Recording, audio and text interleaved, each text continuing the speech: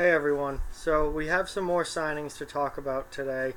Um, but before we get into that, please hit that subscribe button and like this video if you're a fan of the NHL at all. This channel has something for everyone who likes hockey, no matter what team you're a fan of or if you just follow the league in general. There's something here for you, so please hit that subscribe button and follow the channel and keep up to date on everything going on in the NHL. Now, there were a bunch of moves made today, most of them pretty minor, but there were three major re-signings in the NHL today that make an immediate impact on an NHL team. And here they are. The first one, Logan Couture in San Jose.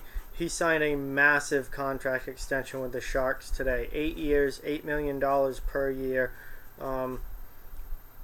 Huge deal for San Jose. That keeps Couture there long term. And they're also obviously one of the teams right in the thick of it as far as John Tavares is concerned. If they get Tavares as well as Couture, that solidifies their top two center spots for years to come. So Couture is going to be staying in San Jose for a long time.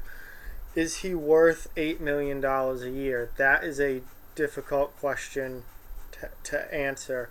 Couture is a very good player, but he is not an elite NHL player. He is not in the upper echelon of NHL players. He's not a point per game player. It remains to be seen if he can play up to the value of this contract. He's a very good center for the San Jose Sharks, and San Jose obviously really wanted to keep him, giving him this contract. He's a key player for them. But is he worth $8 million a year? That's a little tough to justify right now.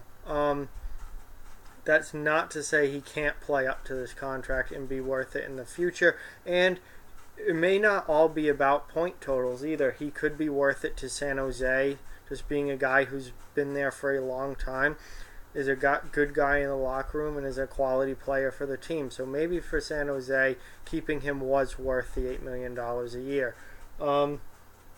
Obviously it was, because they signed him to this contract.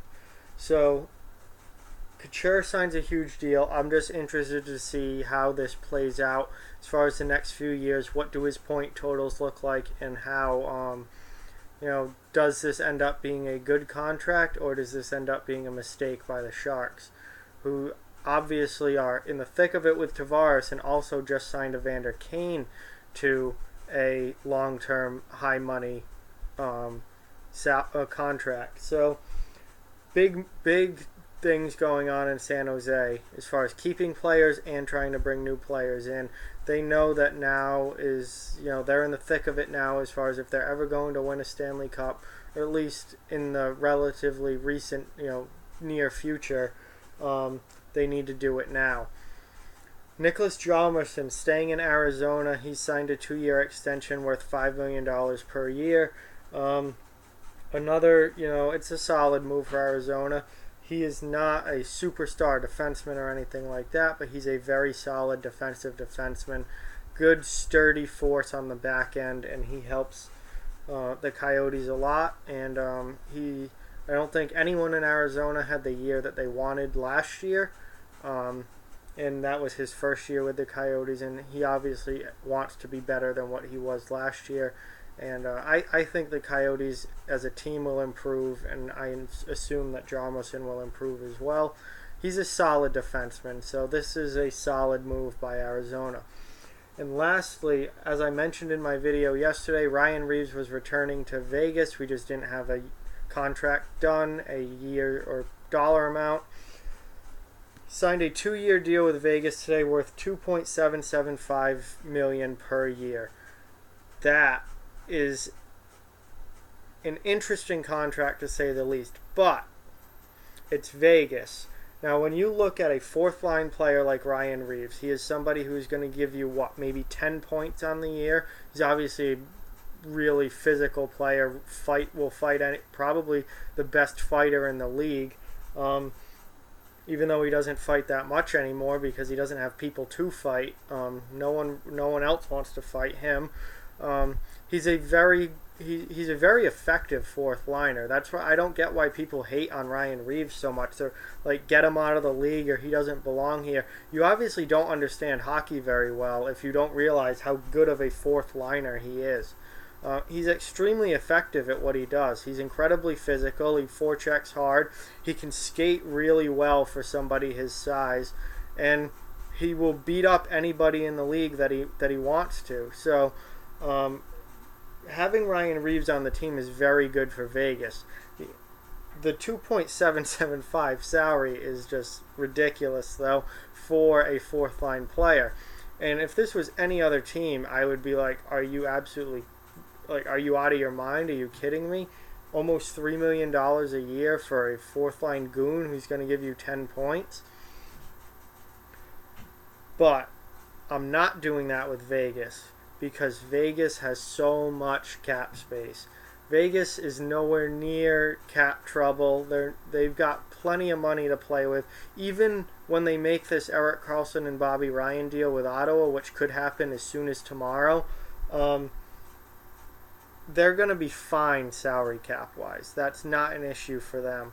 So for them, it's only a 2-year deal. They're not going to be in cap hell 2 years from now either. So this is a fine move for them. It gives Reeves a really good salary and good contract. It's short-term toughness for Vegas, and obviously as Vegas adds more players and establishes themselves even more in the league, their salary cap number is going to continue to rise, and Reeves won't get contracts like that, and fourth liners won't get contracts like that. But for right now, it's not a problem for Vegas because they've got plenty of money to play with. So it's good that Vegas brought Reeves back because he brings a lot to that team. They're not an overly tough team. He is the guy that is their toughness. And he played really well for them last season. After coming over from Pittsburgh, he played well for them, and he had a really good playoffs for them. So Vegas knows what they're doing in keeping Reeves. He's a very good NHL fourth liner, and he's certainly one of the toughest players left in the NHL. So those were today's major signings, and tomorrow the floodgates open. Free agency opens tomorrow, and a lot of players, because they have this time period, this week or so to talk to teams before free agency officially opens, a lot of deals are already in place, which kind of makes July 1 less interesting in my opinion. But it's still going to be interesting to see, the cap numbers, the years, what the contract actually is, even with players that we already know where they're going. And there's also plenty of players on the market that we don't know where they're going, and it will be really interesting to see what happens tomorrow. And because tomorrow most of the bonuses for players are due July 1st, a lot of the trade floodgates should open up tomorrow as well. Any player that was being held on to because they were owed bonuses and the team that has them now would need to pay that because a new team doesn't want to take that on. Ryan O'Reilly, maybe Milan Lucic. Lucic, it's come out after saying that no, he's not getting traded, but it's the NHL and things change like that. So he absolutely could end up getting traded. And there's a number of players on the market right now. Erik Karlsson is expected to go very, very soon. So tomorrow's going to be a big day, and I'm going to do my best to keep tabs on everything. As far as signings go, I'll probably just do a free agency roundup video at the end of the day and go over all of the signings up to that point, and rather than doing each individual one or anything like that. Any trades that happen will get, or any major trades that happen will obviously get a video. If someone swaps like AHL players, I'm not going to do a video for that. But if it's a major deal involving someone like a Ryan O'Reilly or an Erik Karlsson, then obviously that's getting a video.